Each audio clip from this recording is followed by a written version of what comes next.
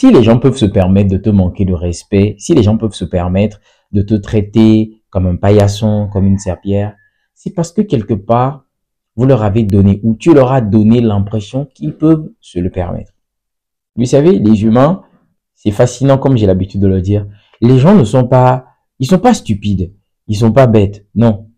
Quand ils vous observent, ils savent au travers de ce que vous renvoyez, ce qu'ils peuvent se permettre de vous dire ou pas. Et donc, il faut comprendre que nous avons la capacité d'influer sur ce que les gens perçoivent de nous. Et ça, c'est quelque chose qu'il ne faut surtout pas sous-estimer. C'est-à-dire, vous ne devez pas être une personne qui vit juste comme ça, sans savoir que votre façon de vous exprimer, votre façon de vous habiller, les gens que vous fréquentez peuvent influencer la perception que les gens ont de vous.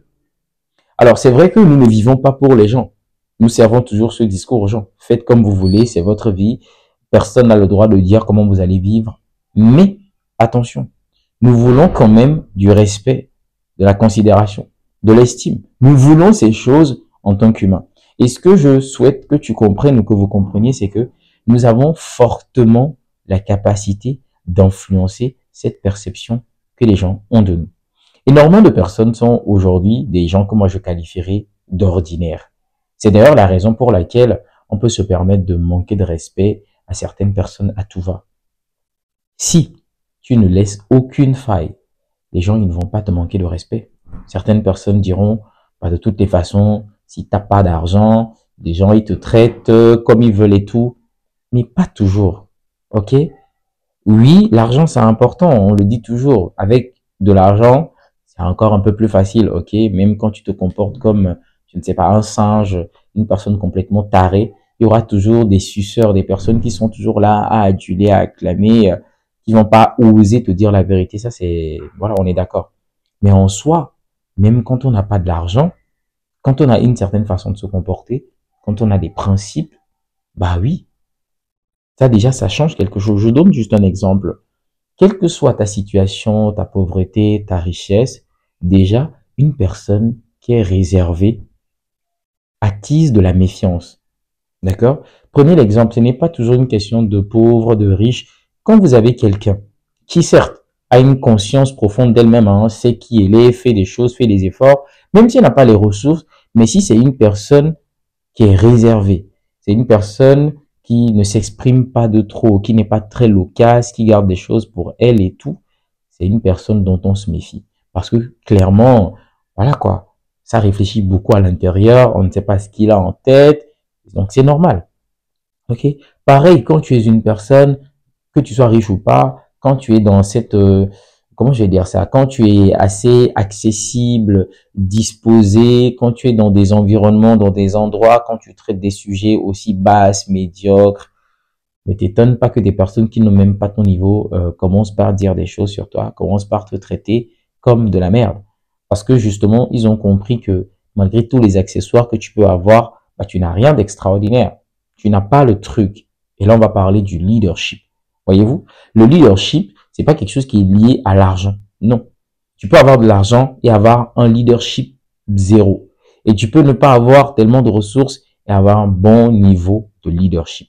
Le leadership, cette capacité à être au contrôle de sa vie, cette capacité à prendre des décisions, à avoir des codes, des principes, un style, cette capacité à être lead dans sa vie, ok, à ne pas forcément dépendre, que ce soit financièrement, intellectuellement, sur tous les plans des autres. Être quelqu'un qui maîtrise sa vie, les rouages de sa vie, qui est au contrôle, qui est le capitaine de sa vie. Voilà une qualité qui n'a rien à voir avec les sous en vrai. C'est pas parce que tu as de l'argent que tu vas développer ton leadership. Non. Ou c'est pas parce que tu es pauvre que tu ne peux pas développer ton leadership. On est d'accord. Donc, on soit plus d'un homme ordinaire, un homme qui ne fait aucune différence, un homme qui, dans sa façon d'être, de penser, d'agir, n'est pas aussi différent. Bah voilà quoi. On te mélange au troupeau, on te prend un peu comme les autres et ça ne dérange personne. Donc, aujourd'hui, je te le dis, tu as la capacité d'influer sur la perception que les gens ont de toi. C'est aussi simple que ça. En fait, c'est un leurre de croire que notre façon de nous habiller, les endroits que nous fréquentons, nos centres d'intérêt, notre façon de nous exprimer, c'est être naïf de croire que toutes ces choses laissent indifférents les gens. Pas du tout. Pas du tout. La dernière fois, je donnais un tips lorsque j'étais avec mes sœurs, quand je leur expliquais que, en fait, pour moi, la meilleure façon d'éduquer les gens, lorsque les gens veulent entrer dans nos vies, c'est d'asseoir déjà un style de vie. C'est d'avoir soi-même un code de vie. Et quand les gens viennent, vu que les gens ne sont pas indifférents à ce qu'ils perçoivent, c'est normal qu'ils s'alignent. Est-ce que vous comprenez? C'est-à-dire, je ne dois pas me presser d'avoir des relations, d'être avec des gens sans que moi-même, je n'ai pas de direction dans ma vie. Je dois avoir mes centres d'intérêt, je dois avoir mes paradigmes, ma façon de voir les choses, mon mindset, mes goûts. Je dois déjà avoir un univers à moi. Et quand tu rentres dans la vie d'une personne qui a déjà un univers, tu le sens. Ben oui, tu le sens parce que sa vie ne tourne pas autour de ta petite personne. C'est une personne qui a des activités, qui a des obligations, qui a des engagements, qui a des actions, des choses qu'elle mène au jour le jour. Donc, quand toi, tu viens, ok, tu découvres déjà des choses qu'on a mis en place. Et si on veut te faire de la place, on t'insère dedans, on te montre comment ça fonctionne. Et toi aussi, tu suis le rythme.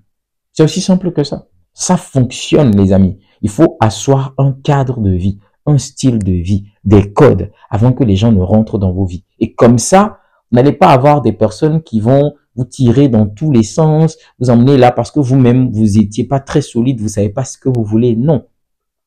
Ok? Ça peut vous aider si vous mettez en place ces tips que je vous donne. Soyez des personnes extraordinaires. Et quand on dit extraordinaire, c'est pas voilà de pousser les cornes et tout ça, non. Soyez des personnes sûres d'elles, des personnes qui se connaissent, des personnes qui sont en conscience, qui réfléchissent, qui observent, qui font usage d'un esprit critique, qui ont de la jugeote. Ok? C'est tout en fait. Ça fera de vous déjà une personne différente.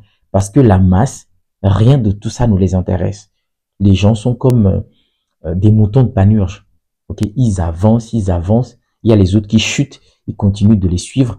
Parce que voilà, personne ne fait usage de la réflexion, de la matière grise. D'accord?